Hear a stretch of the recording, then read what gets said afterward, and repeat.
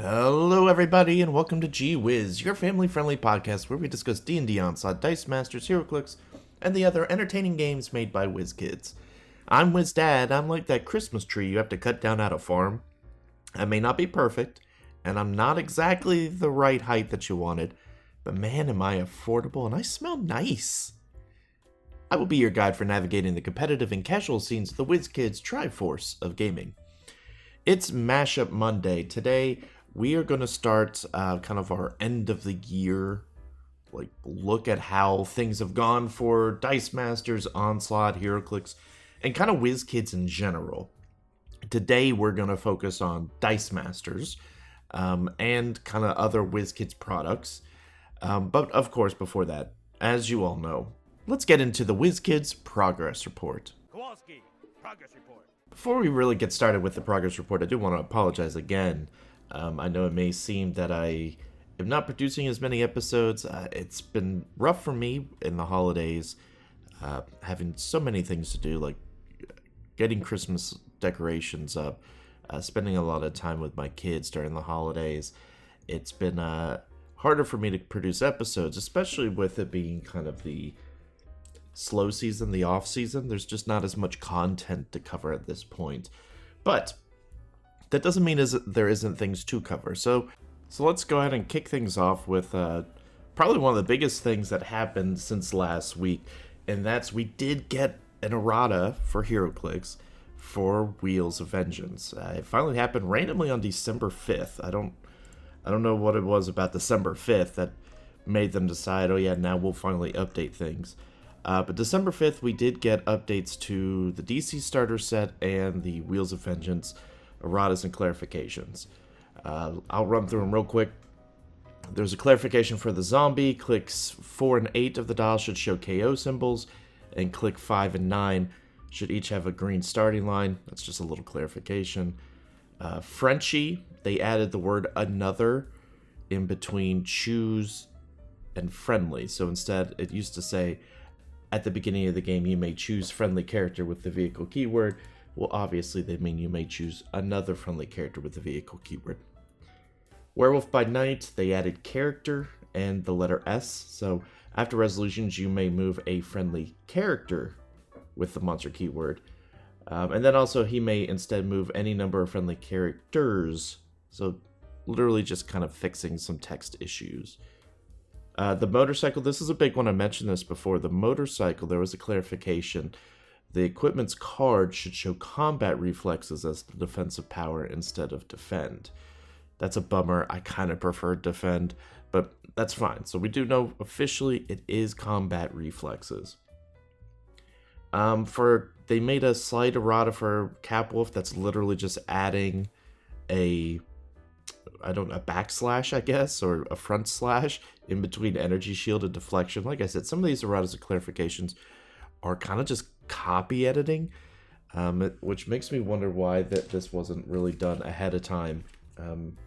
It feels like it should have been done ahead of time. Ghost Rider, they added the word that, so it says Ghost Rider can use the standard attack and damage powers displayed on that character's dial, so no big deal there. Clarification for Black Talon, the Legacy Black Talon. The damage values on click 4 and 5 of his card are 1 to match his dial. That makes sense. Legacy cards do not change the dials. That's the whole point. They keep the old values.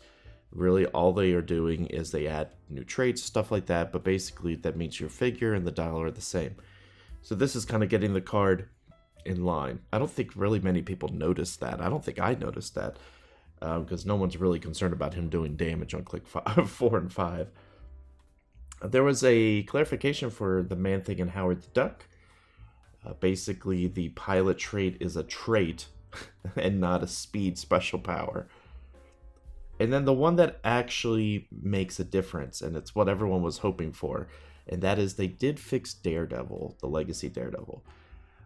First off, they have a clarification. The card should indicate that there should be a starting line on click 10, and all starting lines should be green. The point values listed should all be colored white and not different colors. Yeah, so they have I believe it's 10, 20, 30, and they have them in like red, green, blue, in different starting lines. Well, that's not the case. You could pick any starting line, and you could pay however much and start on that. It's not just limited to 30. You only get this click and 10 that. But the big change is how he dies and is KO'd. And let me explain. Let me just read the power now with the errata. When Daredevil starts the game, turn him to any starting line and give him a stunt token for every 10 points of his cost. Here's where the errata kicks in. When Daredevil would be KO'd, if he has any stunt tokens, instead remove one and turn him to any start line. If you do, roll a d6, and then it kind of goes through the rest of the power. So previously, what you could do is that it was a may, and it's like you may remove a stunt token, and then play him or something along those lines. Basically what it meant was that you could do when he's KO'd, he doesn't score points, and that's at the end. That Daredevil is not scored when KO'd. When a stunt token is removed from him, your opponent scores 10 points. Previously, it was worded as a may, so what you could opt to do is if he took enough damage to be potentially KO'd, you could just not remove a stunt token and just KO him. And what that meant was no one would score any points. Now, no one really got the chance because we didn't really have any tournaments to really play that out. Just to see like a team of like 10 of them or however many you want to do, like 300 points, that'd be 10 at 30. No one tried that. I have been wanting to play him. So now this means that he is perfectly fine. This is how he should have been. Basically, when he would be KO'd, you score 10 points. Perfectly fine. Key thing that they did not change on him. They did not fix any of the keywords, because remember, he has the wrong keywords. He has Hela's keywords, which are arguably better than his keywords, which were like Earth-X and like Celebrity maybe. He has hers, which is much better. And he isn't unique. That's the other key thing. He used to be unique. Now he used to be unique, I guess I should say, back in whatever set he's from. What If, or not What If. I'm blanking on it, but whatever set he's from, he used to be unique. Now he's not. So you could play multiple of them. They did not fix that. So you still can play multiple. And that's probably intended. So I'm pumped about it. He's a little pricey right now. If you go out and look, it's still like $15-20 for the legacy card, and probably around the same for the figure. So you're looking at a $30 to $40 investment in just one, which is a bummer if you're wanting to play like 4 or 5 of them, like me. The other clarification they did was to the DC starter set. This was one that I mentioned, I believe, when I was looking at the starter set and the Superman. It looked a little weird that the 001B Superman was weaker than the 001A. Like, he had less attack stats for being 25 points more and not really gaining much. Well, that was an error. Basically, they should have the same attack value of 12 at the beginning. So he's hitting 13 for 4. I think everyone kind of guessed that was the case, so luckily the clarification came out and fixed it. So that's everything that they've done with the errors of clarification. It's a really big one. It's just Daredevil. They did fix him, and fortunately they allowed him to continue to be playable.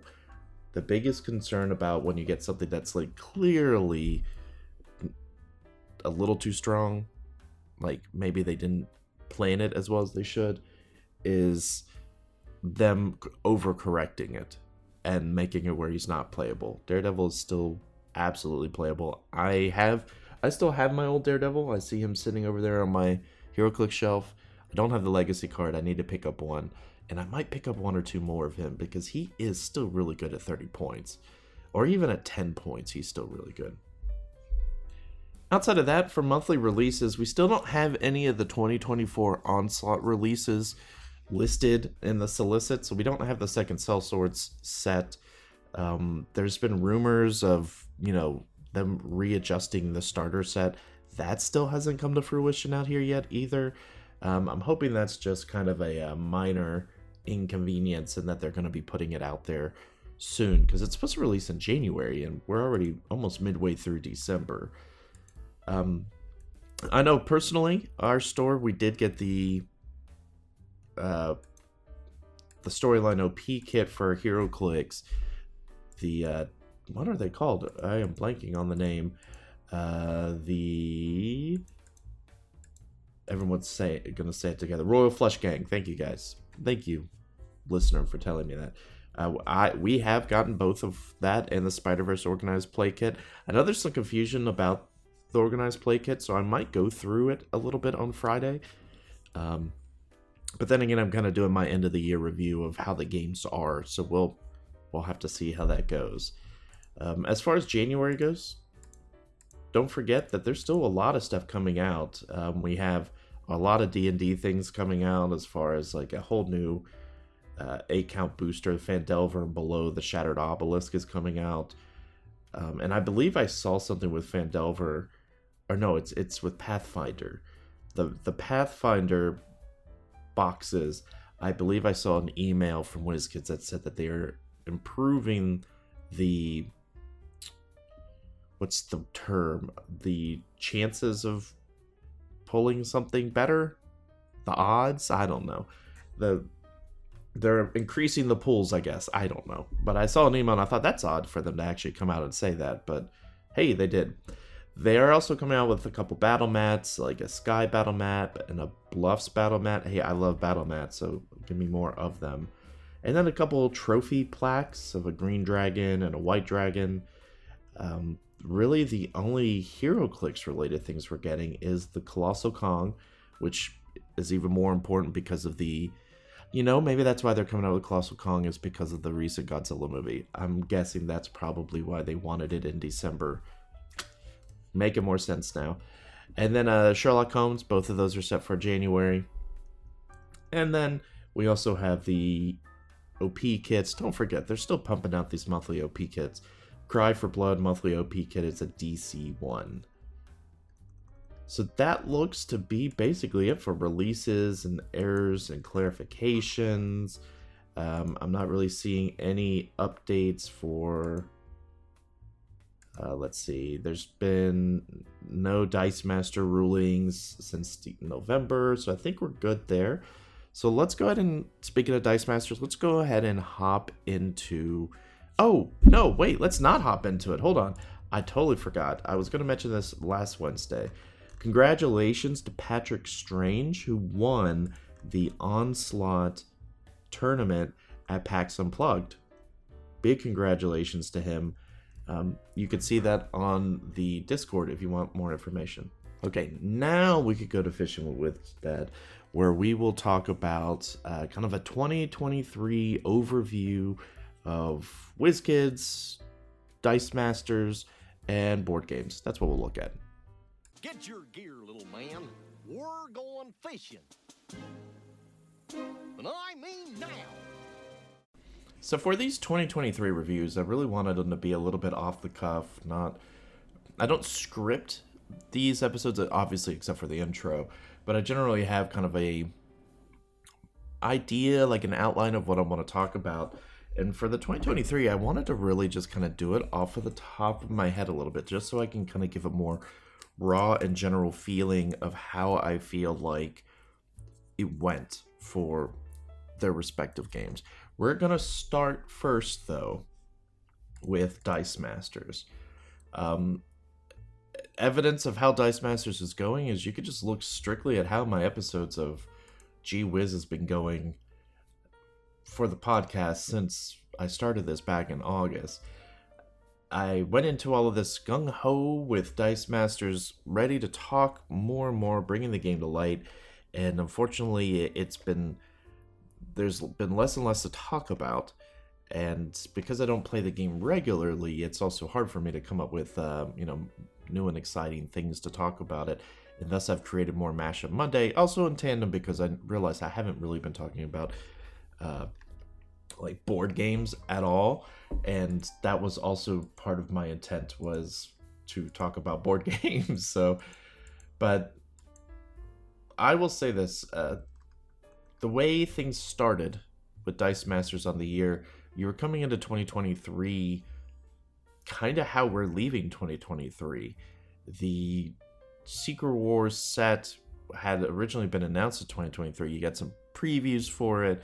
Things were riding high, but it was the continuous, okay, when is something happening? When are we getting it? When? And it wasn't until, I believe, like March, April, even May, that the set finally released. Now, when it did release, fantastic, like amazing. The set itself was awesome. It brought a lot of unique things to the game. It brought back some old favorites. It brought the new card design.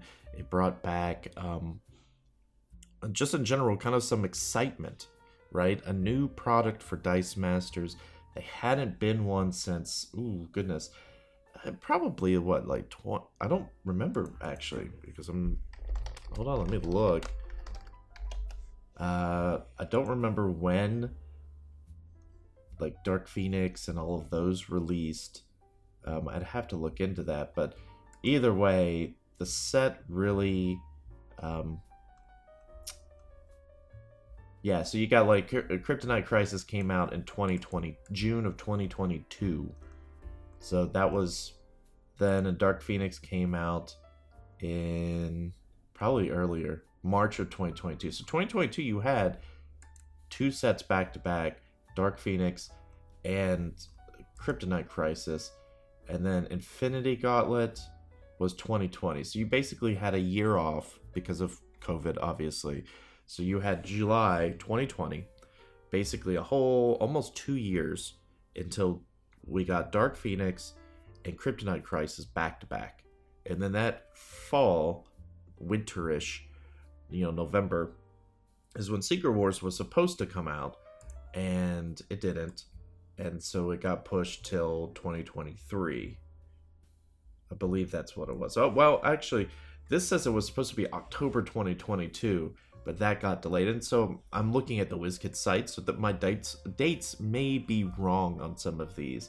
Some of them may have been pushed to later, like Dark Phoenix Saga and whatnot. But that kind of proves the point of, you could see what WizKids' intention was, and then it's just kind of they faltered at the start, at the beginning line, the start of the race. And that's because they still don't really know what to do with Dice Masters. With games like Dice Throne out there, it kind of boggles my mind a little bit that they're not trying to actively, like, I feel like they're losing ground with Dice Masters. At least the Dice Arena game. Everyone loves dice. I assume they're not incredibly expensive to make. They're fairly simple dice that they're making. So especially since we're about to get a HeroClix set that comes with like a die in every booster or something like that. So kind of boggles my mind that they're kind of slipping on that. Now, I don't know if that has anything to do with licensing, if DC and Marvel are kind of like, if I also don't know if there's issues with Marvel now doing something with Dice Throne. I don't think there is, because they're both inherently different games, much different games. But either way, we're left at the end of 2023 a little bit feeling down. That Secret Wars coming out was a boost. It was a great set. Hopefully thinking this was getting Dice Masters back on the train and like getting back, recovering from COVID. And then, we hear at Gen Con, we don't know what we're going to do with Dice Masters. They're still working some things out, but haven't figured that out yet. And that was from Jake, the VP. So that was kind of disheartening to hear, especially when we find out that Dice Masters wasn't going to be at Worlds at all. And then we get the Worlds, and there is no Dice Masters. Now, we did run a charity event, which was great. Decent amount of people showed up. Got some great pictures from it, showing support for Dice Masters. Thank you for everyone that came out to that.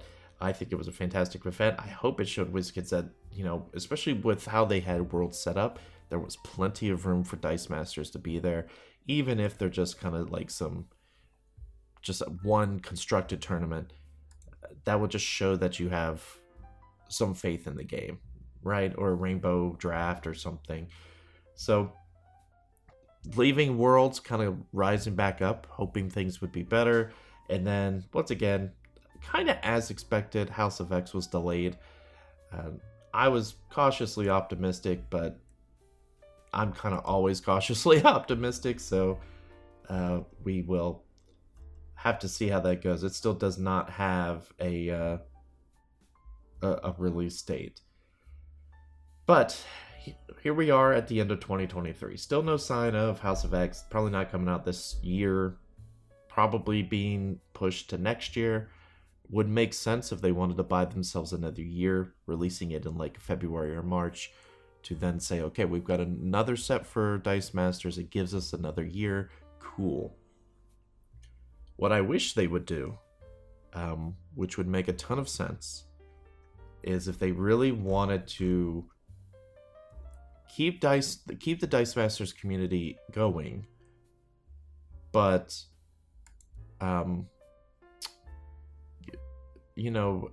not have to invest as much, is they really should look into kind of like how they're doing with legacy cards with HeroClix. I know they reprint dice all the time.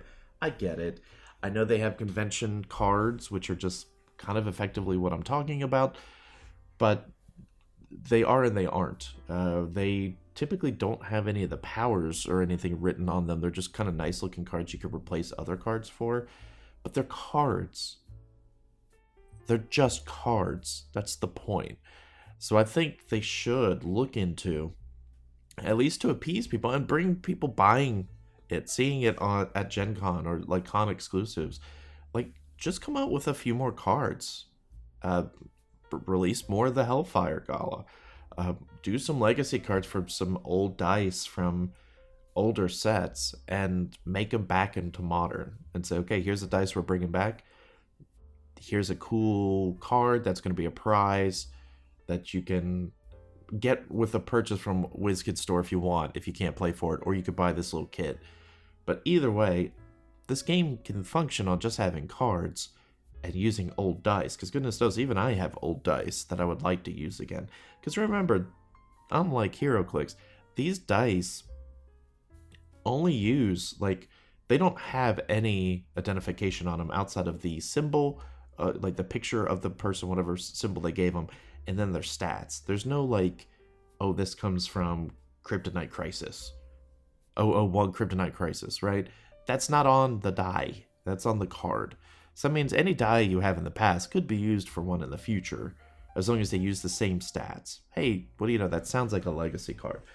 So if Wizkids doesn't do that, my thought is if Wizkids doesn't do that, and we're still on the hook for House of X, then next summer, the community needs to really consider, okay, what are we going to do with this game to continue it? Are we going to wait on Wizkids to reset, or should we take initiative? Are there cards we could try to bring back ourselves? Printing cards isn't necessarily difficult. It's not easy, but it's not difficult.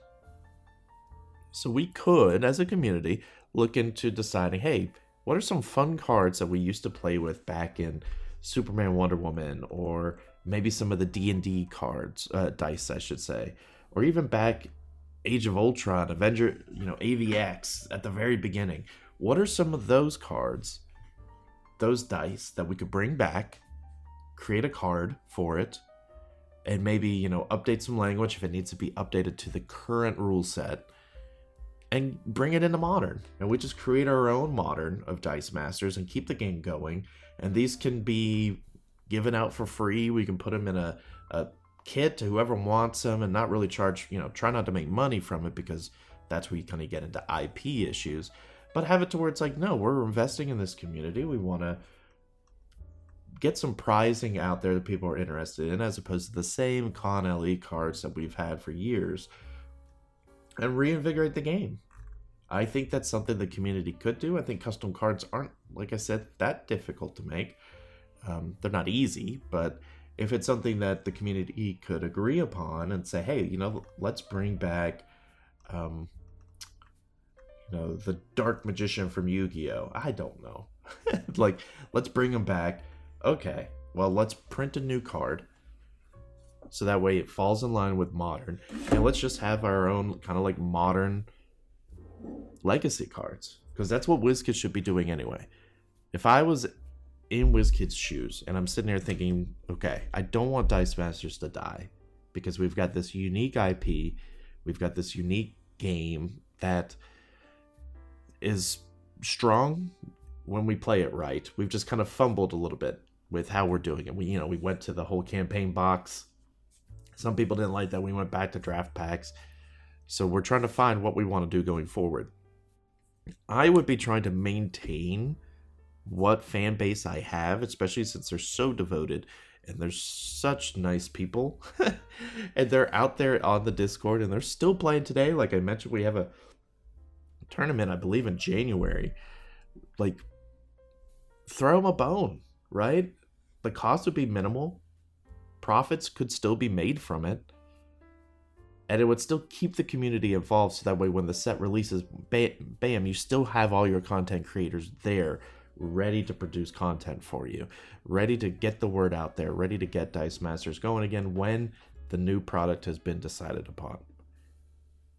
So it's a shame they haven't done that yet. I hope looking into 2024, there's more promise with that there's more hope with that. And I hope this isn't just hopium from me, right? That I'm just kind of hoping this is what happens. But I feel like if nothing really happens in 2024, like we're halfway through, then the community needs to decide, okay, do we want to try to do something? Do we want to try to make modern different? Do we want to include older pieces? The problem with including older pieces is that it's a little harder to find those older dice. So either way, I think there's room that the community could do something, and this is coming from someone who helped try to keep HeroClix alive during COVID. I like to think I was I was vital in keeping the online community going by helping start Rock Online, which led to a lot of online tournaments, which led to the game continuing, allowing an outlet for players to play for over a year until tournaments really started coming back. And I feel like Dice Masters is kind of getting back onto that life support train, and I don't really want it to die. I like having 3 separate games that are very uniquely different to play. I wish I had more reason to play Dice Masters. The reason I don't now is because, one, I don't own enough dice. Well, that's a cop-out. The reason I don't now is because there's not really a lot of... I prefer playing in person. There's nothing locally for me, and really nothing locally for anybody. Most of it's done online, and it's hard for me sometimes to sit down and play a game online. I still need to do that. I did say I'm thinking about playing in January, so we will see about that. But basically, to sum up 2023 for Dice Masters, coming in with hope, Secret Wars knocked it out of the park. New design was great. Kind of fell a little bit at Gen Con, hearing the confusing future of Dice Masters, and kind of just settling back into same old of, yeah, we don't know really what's going to happen with Dice Masters going into 2024.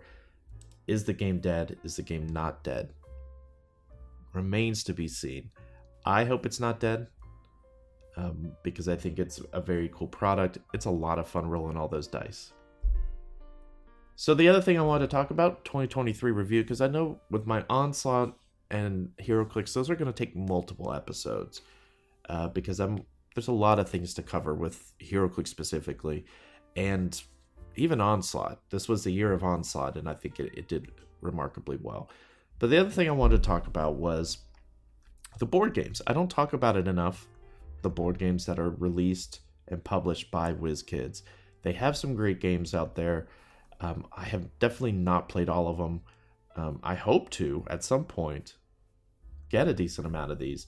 But let's start breaking down some of them. First off, we have Rebuilding Seattle. So that came in February. I feel like I remember seeing... So I remember going into... It wasn't Worlds. I believe it was the first Gen Con I went to, so last year's Gen Con, you know, they did a big preview of all these cool board games. And Rebuilding Seattle, which currently has a 7.7 on BGG, Board Game Geek. It is a kind of a city planner building tile placement type game. I remember seeing this game and thinking, "Oh, this is cool. Like this is I like it. It isn't one of those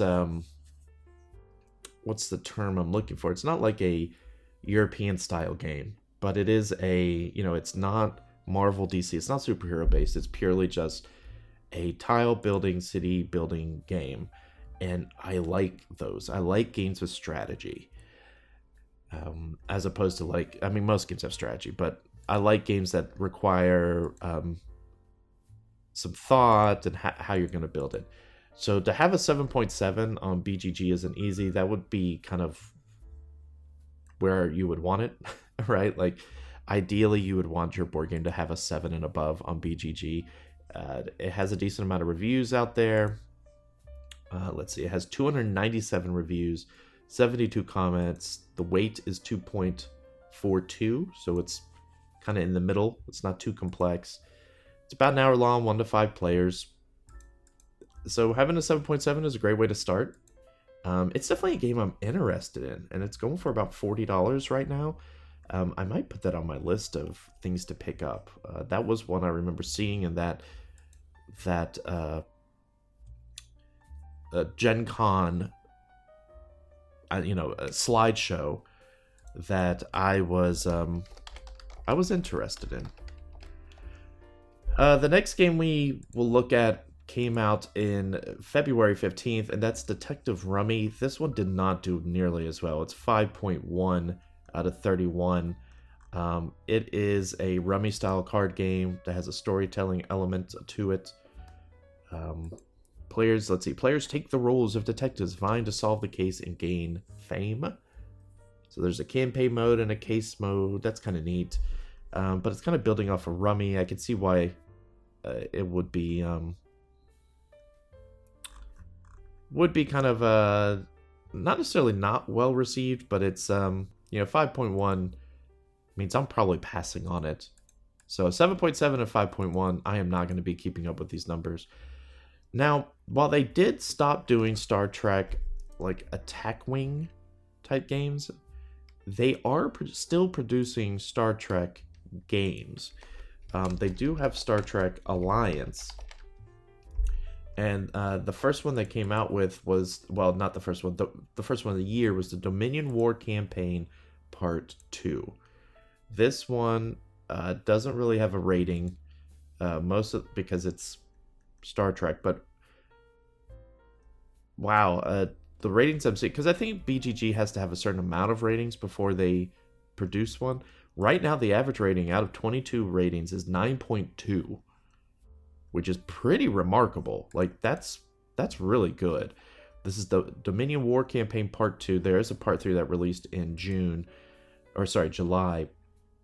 I don't know enough about Star Trek. Like, I know I've seen Next Generation and I've seen some of the original, but I don't watch it regularly. This is kind of... I guess this is kind of Attack Wing, but kind of not. I wish I knew more. It does come with 5 ships, 5 painted ships, a campaign book, a rule book. It adds into campaign 1.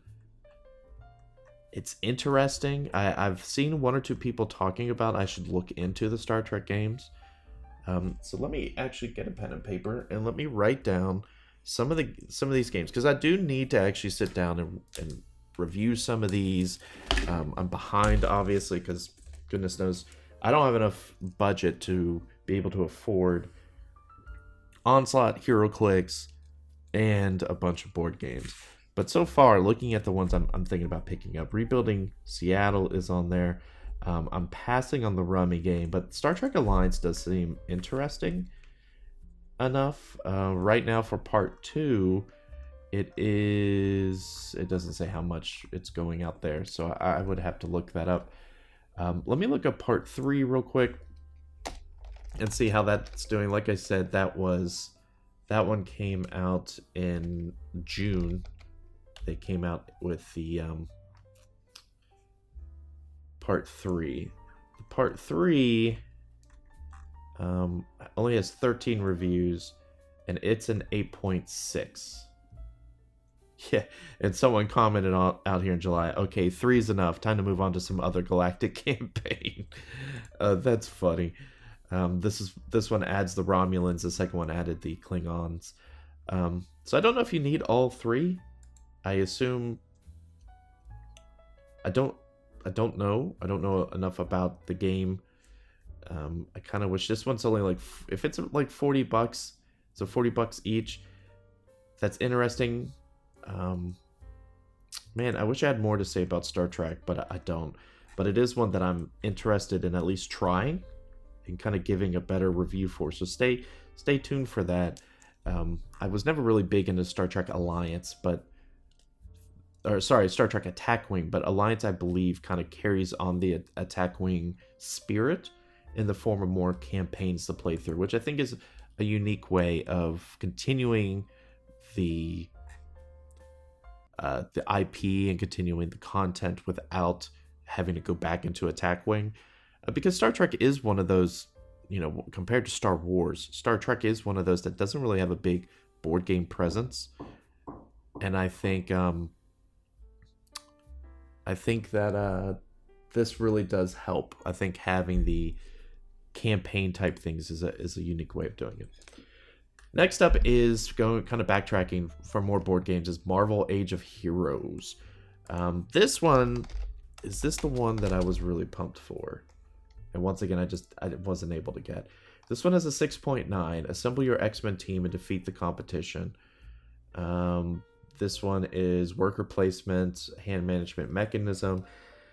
Marvel Age of Heroes is an epic strategy game in which each player commands a duo of X-Men who are dispatched to defeat villains and complete objectives. The most effective team will manage their skills, train their mutants, and outpace the competition in the Institute in mission phases. And so it comes with Wolverine, Jubilee, Jean Grey, Cyclops Forge, and Storm, and more. Okay, interesting. It is...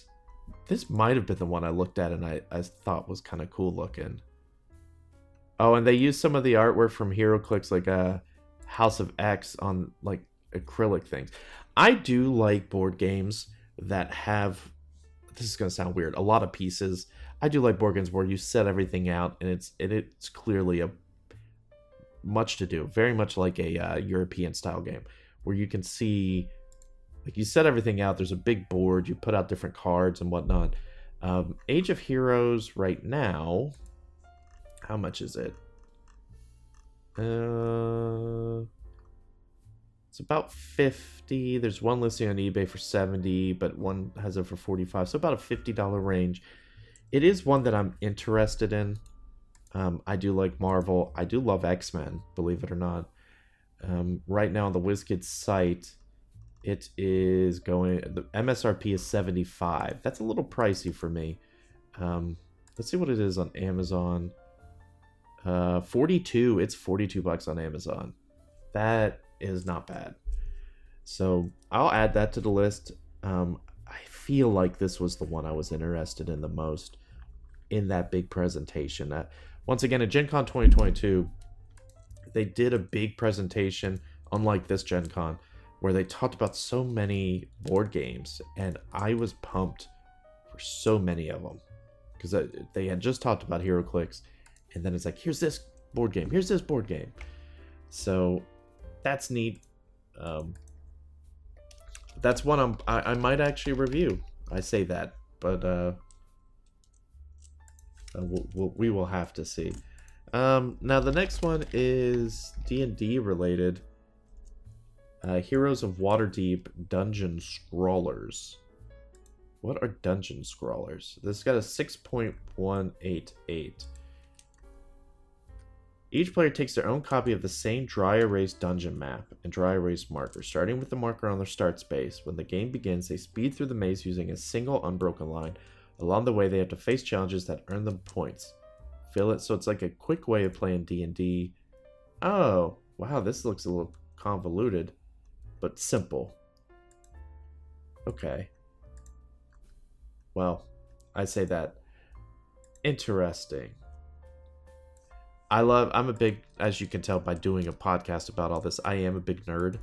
I do like D&D stuff. It doesn't have great reviews, probably because it's a little lighter. Yeah, weight is 1.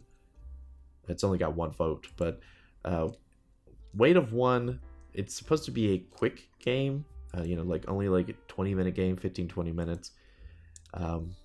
Seems interesting, like 20-something bucks. Probably, didn't do too well.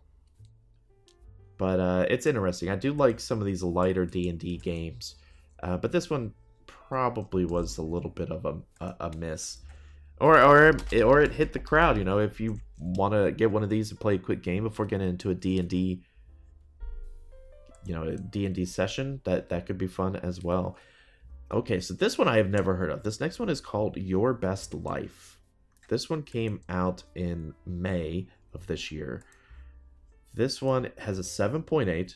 Choose the best options from cards available to lead a fulfilling life. So it's kind of like the game of life, but without all the spinning of the dial and whatnot. Will you go on vacation with each other or build the house of your dreams? Will you raise a big family or do you prefer a party with friends? Your Best Life is a flip and write life story game. Playing as couples or singles, players manage their happiness and joy as they experience various choices in their life. Okay?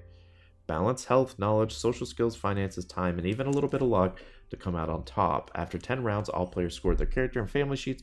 Whoever has the most life achievement points wins. It's pencil and paper based. It's got cards. That is interesting. Looking at it, it's colorful. It looks really nice. Your Best Life. This is kind of interesting looking. I like that. You might be surprised. I'm saying I like to a lot of things. I actually do like the game of life. I like having all those options and just playing through and doing a different strategy, even though the game of life is fairly basic. I do like the game of life.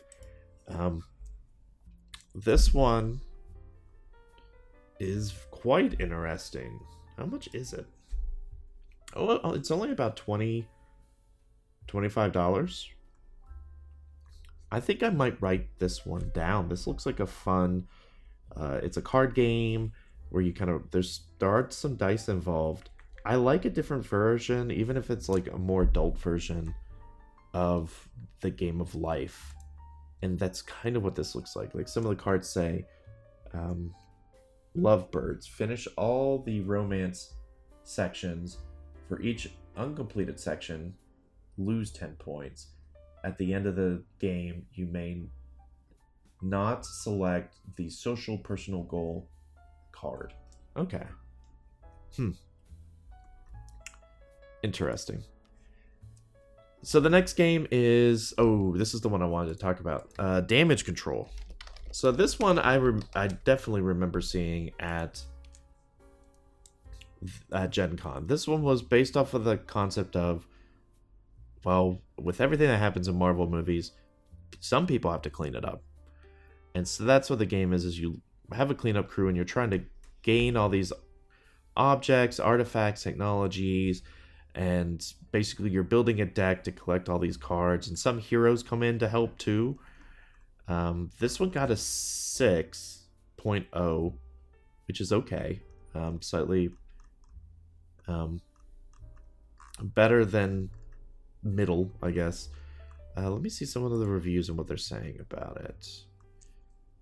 Ben Spears says, this was recent. I really enjoyed this one. He gave it a 9. I love the Rebel Pile mechanism to add cards to your hand. It's great. I play this with a slight variant house rule. Okay. It's great that there's different modules you can add to the game. There's a little bit of take that where you might have to pass a card to the left or discard a couple of cards, but it's honestly not that bad. My only complaint is that this should have been a 2-player only game because the Rebel Pile and the character cards change so frequently, you can't really plan ahead very much, so the game becomes pretty slow with 3 players. Okay. One person who gave it a 6 says, I like the Rebel Pile mechanism. Another person. He said, I know it says 30 minutes, but it was still so much shorter than I expected. It's only a few turns, and you really don't get a chance to build your deck much. Maybe it would have been a little better with less than 4 players, though, so you have a little bit more time. Ah. Another person gave it a 4 in June. This could have been good. The rebel cards are strewn about and have to be uncovered are actually thematic. The big con that ruined the game for me when you uncover... He goes into a long thing. So it sounds like the length of the game is part of the problem. But it seems to be okay. That's a little disappointing. I was kind of hoping it would be very well received, but it's cheap. It's in the $30 range. That's really good for a board game. So, okay, I guess. I guess I won't pick that one up. I probably will skip that one. And then, oh, this episode's going a little long. Let's speed it up. We got Tragedy Looper. I have never heard of this one. Tragedy Looper. Oh, there's a new one. This one is called Tragedy Looper New Tragedies. This has an 8.1? What? What on earth? What is this game? Travel back in time. I don't know what Tragedy Looper is. I don't know if it's based off of something. I have never heard of it. But there's some people that do reviews. It's basically a 2 to 4 player game, 60 minutes. Weight is 3.33, so it's a little heavy. It's in the medium range. Players live, die, and repeat in order to outwit and defeat the evil mastermind. Okay. It's about $35 currently. The Tragedy Looper system creates a unique game of deduction in which players begin each new loop better prepared, but the mastermind player will know what they've learned and can alter their strategy accordingly. So it's kind of a 3v1 type game where you're going against the mastermind. The mastermind selects a script, and either one of the 13 scripts included or creates one themselves, and sets up the game accordingly. The protagonist players don't yet know the details of the tragic events that are about to unfold. Interesting. Okay. Looks like there's a decent amount of pieces to the game. This is kind of neat. Basic strategy. Huh. This one will be a little difficult for me to review, but I might put it on the list. If it has a pretty good review on it, that's I feel like worthy.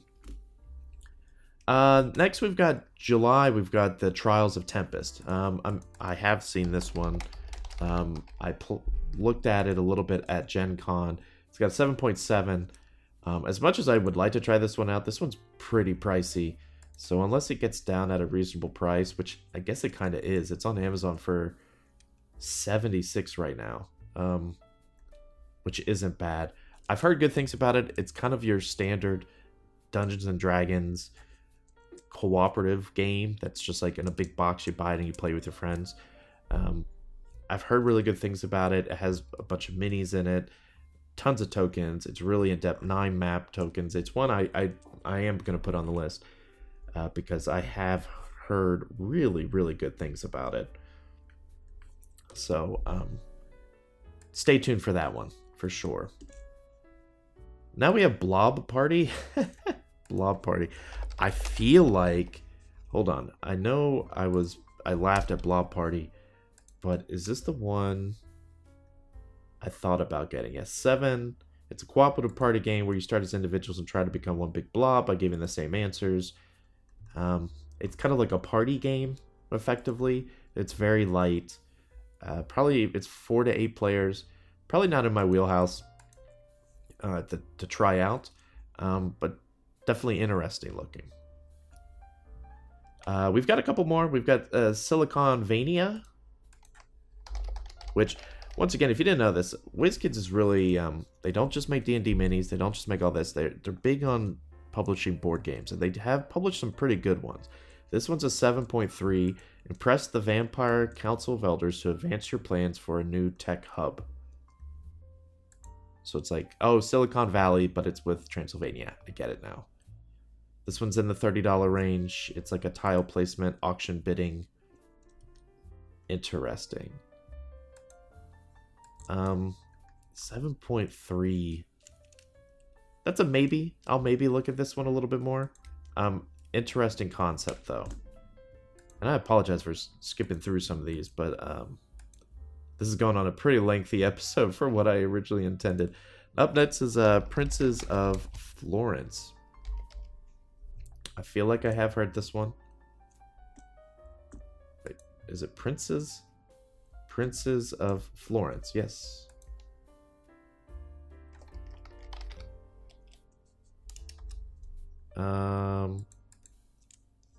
Is this just a reprint? This looks like a reprint. Because it came out in 2000. And then I guess it got reprinted? That must be what it is. Yeah, it must be a reprint because this game came out in 2000. I thought the game sounded familiar. It came out in 2000, but now it was reprinted for this year. Maybe updated rulebook, something like that, as a 7.5. Since it's a reprint, I'm probably not going to look into that one too much. We do have Star Trek Discovery, so another Star Trek. And I feel like this is the one someone was mentioning. This one's Black Alert. Doesn't have a ton of ratings yet. The current ratings have it as a 6.3. It's a team-based strategy game. It's kind of a tile placement. And you must escape the mirrored universe before being captured.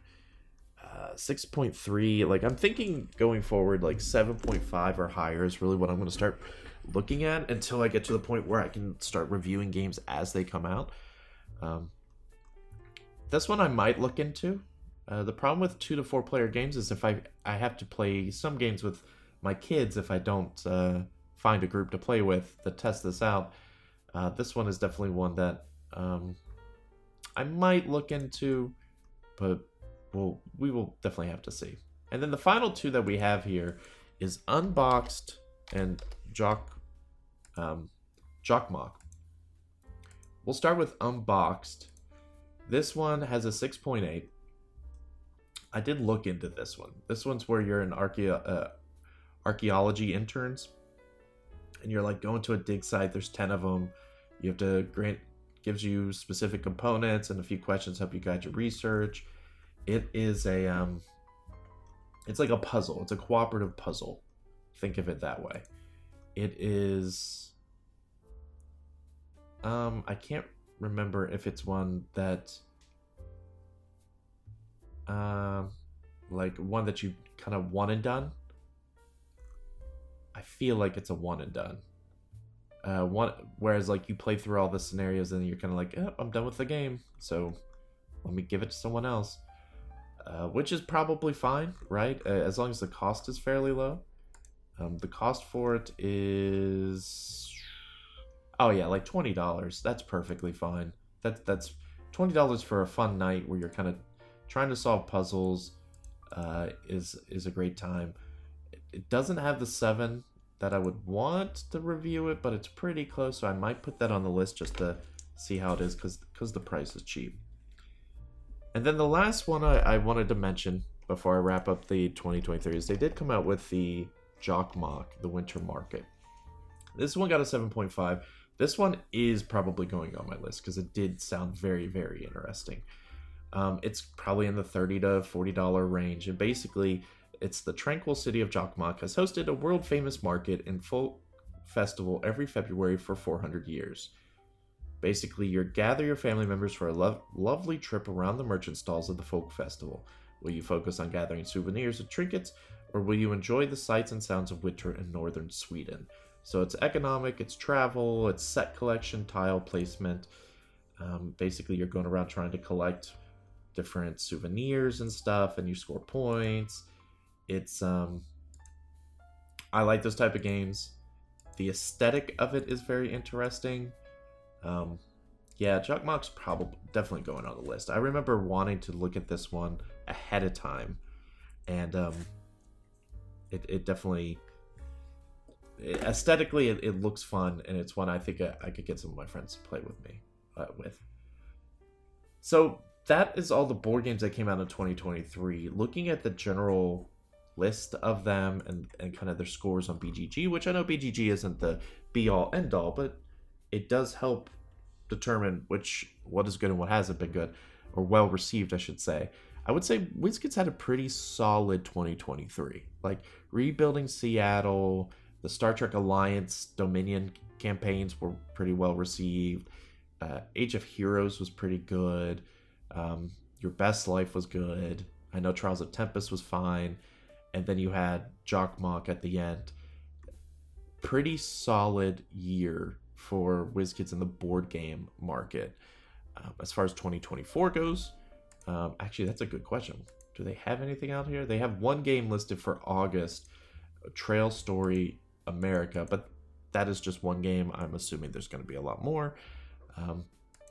So stay tuned for that, but that is interesting about board games. And I love board games. I have, if you go on Reddit and you look at board games, I have a pretty poor selection compared to the ones you see on there. But I do love board games. I do love sitting down and playing a new board game and trying out the mechanics and learning something new. So I hope WizKids continues what they're doing. With that being said, that's going to wrap up today's episode. We talked about 2023 for Dice Masters and the board games for WizKids. Wednesday we'll talk about Onslaught. Friday we'll talk about HeroClix. And we'll kind of take more time with those because there's a lot to be said about those. So thank you guys for listening. I will see you guys on I'll see you guys on Wednesday. See ya.